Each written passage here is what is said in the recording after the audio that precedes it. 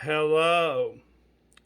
The other night, I was watching some really prestigious scientists on television, and all these scientists were uh, into astronomy and biology, and they were the top people looking for extraterrestrial life in our solar system and in the universe beyond the solar system.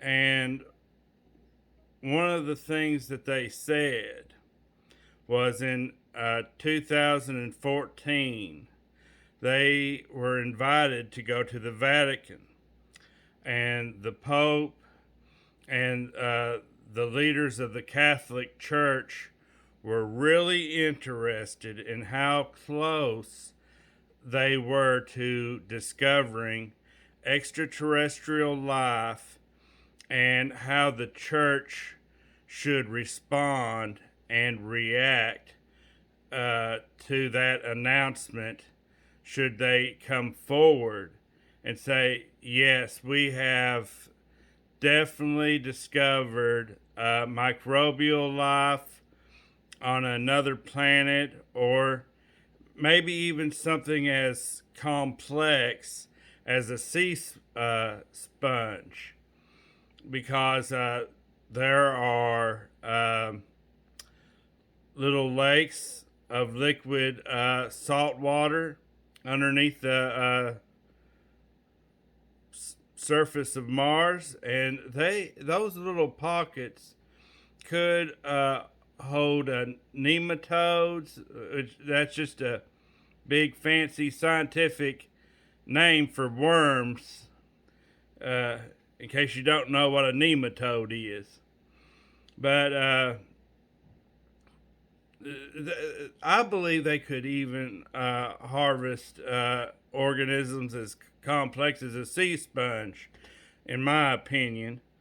Uh, who knows what could be underneath the surface?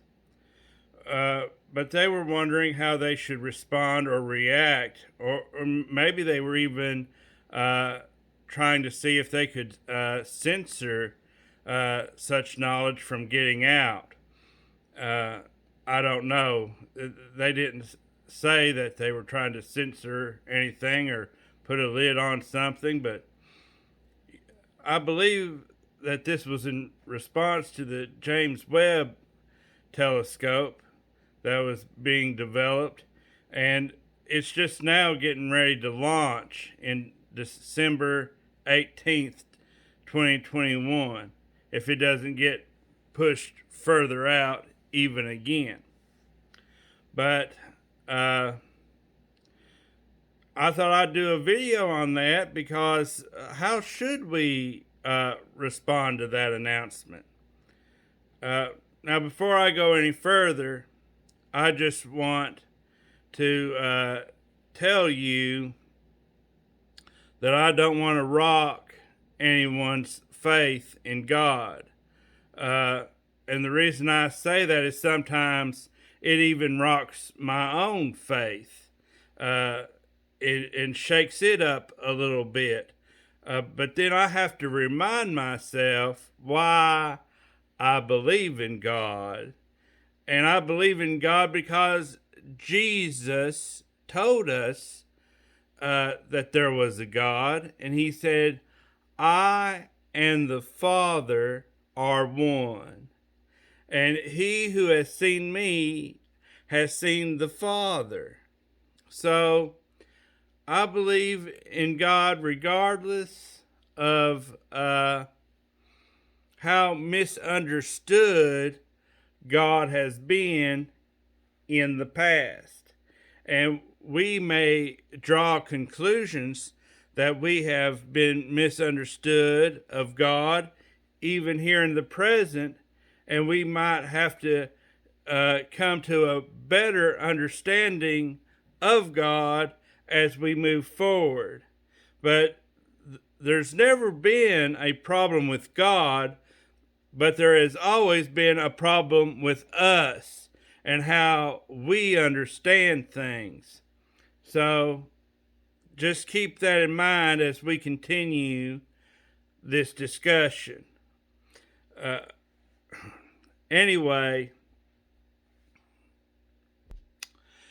if there was an announcement made tomorrow that they had discovered life elsewhere, even if it was complex life on another planet, like sheep and goats and cows and stuff like that, obviously they wouldn't look like they do on Earth, but something similar. It wouldn't shake my faith at all because I already believe there are such planets out there that do harbor life. And that's just based on how big and huge the universe is and how many planets there are out there. I would find it very unlikely that there would be life here on Earth and nowhere else. So it wouldn't shake my faith at all. But I wanted to point out how in the ancient past, God was perceived very differently than he is today. They would do sacrifices and burn that meat or cook that meat on an altar, and it would produce a smell, and you could smell it for very long distances. And they thought that God could smell that and that they could attract God to where they were at to worship him through the smells that they produced. And the Bible says the sacrifice made a sweet savor unto the Lord. And not only that, but when in the book of Ezekiel, when Nebuchadnezzar conquered Israel and took them into bondage and took them into Babylon, Ezekiel got a vision that God's Spirit left Jerusalem and went with them into Babylon. And they didn't have a concept that God could be in more than one place at a time like we do now. Now we believe we go to church and God is present at my church. He's present at your church. He's present in all churches all over the world all at one time. That's how we view it today, but they didn't view it that way back then. And it's even made more clear in the book of Nehemiah, because they go back to Jerusalem after being in captivity in Babylon to rebuild the temple. And some of the Jews that weren't put into exile but remained at Jerusalem during that time period wanted to help to rebuild the temple. And they told them they didn't want their help, that they weren't allowed to help because they weren't legitimate Jews, because God didn't stay with them in Jerusalem, but God's Spirit went with them into Babylon and then came back to Jerusalem when they came out of captivity. So, that just proves how they viewed God back then. And we view God very differently than that here in the present. And I'm sure that our understanding of God may change in the future. But that's that's the problem with us. Not that there's any problem with God or that He changes. It's just our views is what changes. But man, wouldn't that be wild to discover that and to feel like there's other beings out there besides us?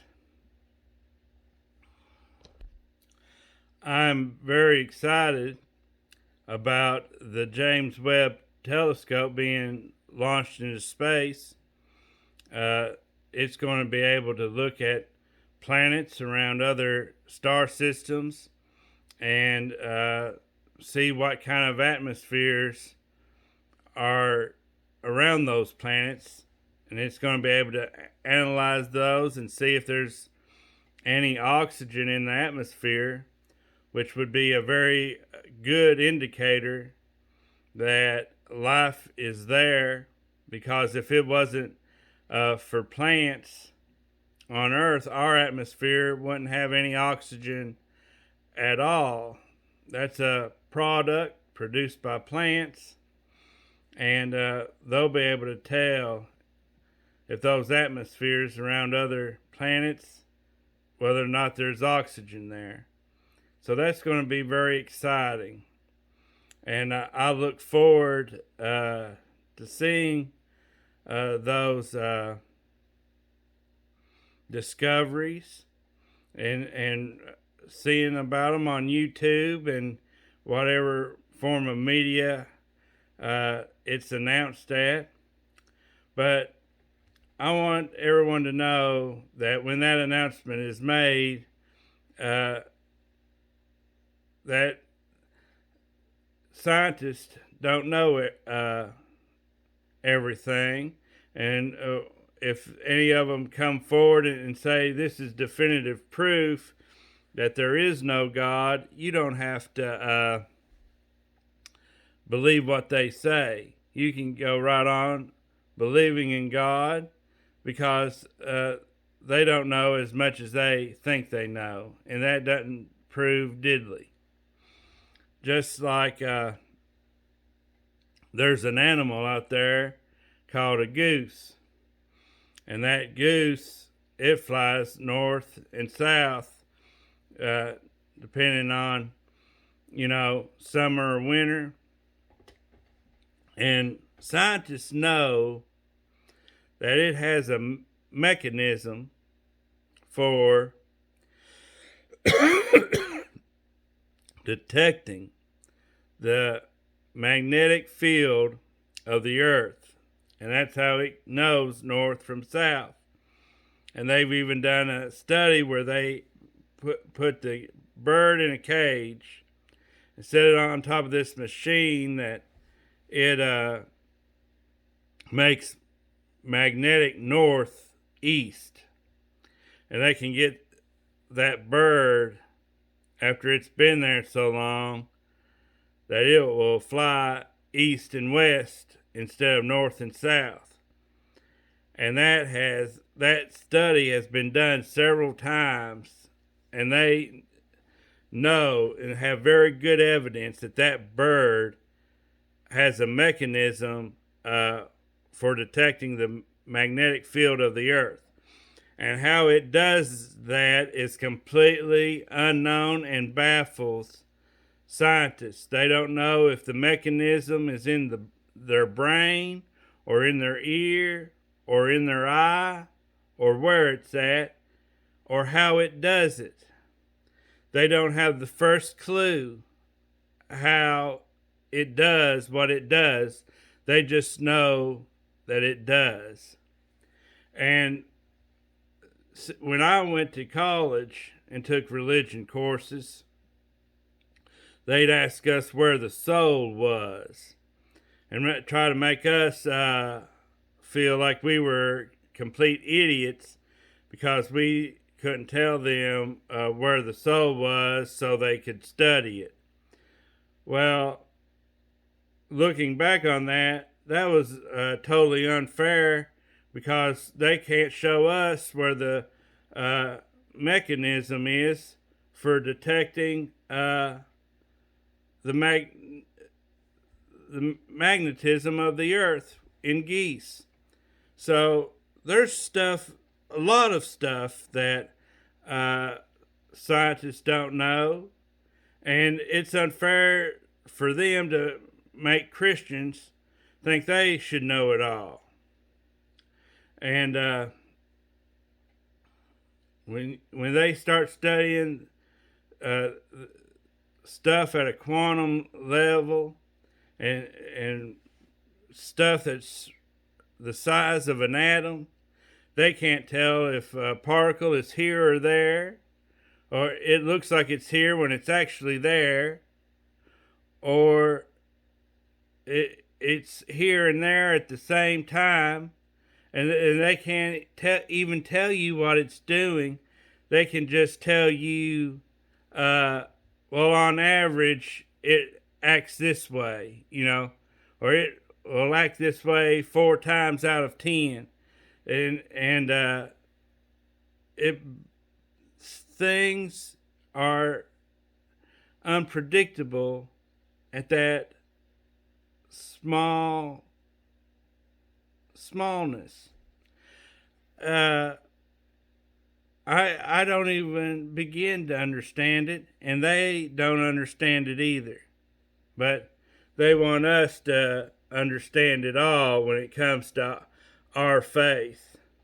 I don't understand it all, but I know Jesus told me there was a God, and He said it, and I believe it.